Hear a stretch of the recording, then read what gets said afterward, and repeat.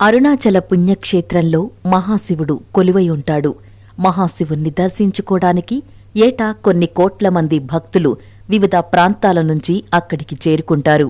తమిళంలో ఈ ప్రాంతాన్ని తిరువణ్ణామలై అంటారు. తిరు అనగా శ్రీ, అన్నామలై అనగా పెద్ద కొండ అని విశ్లేషణ. ఇది చాలా గొప్ప పుణ్యక్షేత్రం.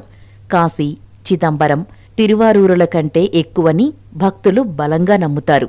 అరుణాచలం వేద పురాణాల్లో కొనియాడబడ్డ క్షేత్రం. అరుణాచలేశ్వర దేవాలయం శివాజ్ఞతో విశ్వకర్మ నిర్మించారని చెబుతారు. దాని చుట్టూ అరుణమనే పురము నిర్మించారని పురాణాలు తెలుపుతున్నాయి. ఈ కొండ శివుడని పురాణాలు చెప్పడం వల్ల ఈ కొండకు తూర్పున గల అరుణాచలేశ్వర ఆలయం కంటే ఈ కొండకే ఎక్కువ ప్రాధాన్యం ఇస్తారు. ఇది జ్యోతిర్లింగమని చెప్పుకొనబడుతుంది. ఈ గిరి ప్రదక్షిణ పౌర్ణమి రోజుల్లో ఎక్కువ మంది గిరి ప్రదక్షిణ చేస్తారు. మిగతా రోజుల్లో తక్కువ మంది చేస్తుంటారు. కాని గిరి ప్రదక్షిణం పూర్ణిమ రోజుల్లో చేయడం పుణ్యమంటారు. గిరి ప్రదక్షిణం చేసేటప్పుడు పాటించాల్సిన నియమాలు, తీసుకోవాల్సిన జాగ్రత్తలు, గిరి ప్రదక్షిణం ఎలా చేయాలి, మనతో పాటు ఏమేం తీసుకెళ్లాలి, ఇవన్నీ మనం ఇప్పుడు తెలుసుకుందాం. అరుణాచల పుణ్యక్షేత్ర దర్శనంలో ముఖ్యమైనది గిరి ప్రదక్షిణ. మనం గిరి ప్రదక్షిణని ఎక్కడ్నుండైనా మొదలు పెట్టవచ్చు. మనం ఎక్కడి నుండైతే మొదలు పెడతామో తిరిగి అక్కడికే రావాలి. అప్పుడే గిరి ప్రదక్షిణ పూర్తయినట్లు. సాధారణంగా అందరూ రమణ మహర్షి ఆశ్రమం నుంచి లేదంటే గుడి దగ్గర్నుంచి ప్రారంభిస్తారు.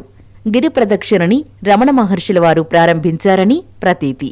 అందుకే అందరూ రమణ మహర్షుల వారి ఆశ్రమం నుంచి ప్రారంభిస్తారు.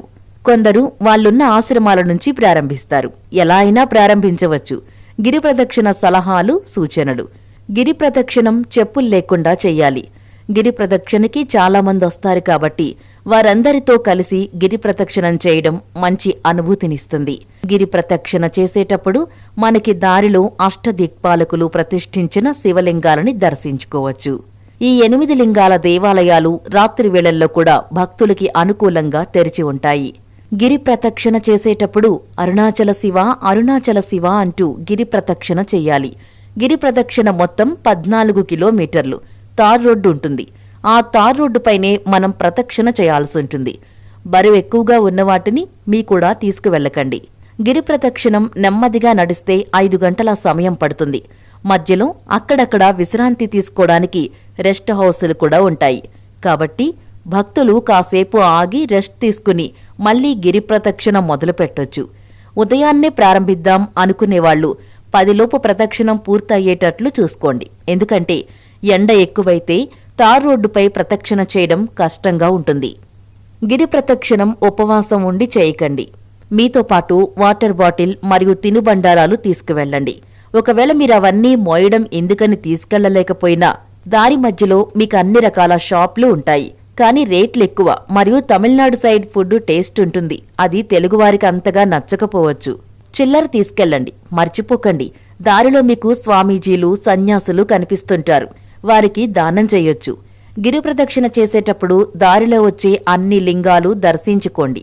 అవేమనగా యమలింగం, నైరుతిలింగం, సూర్యలింగం, వరుణలింగం, అగ్నిలింగం, ఇంద్రలింగం, ఈశాన్యలింగం, కుబేరలింగం, వాయులింగం, చంద్రలింగం.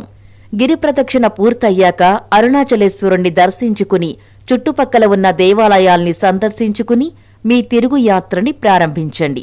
పునర్దర్శన ప్రాప్తిరస్తు. ఓం నమః శివాయ.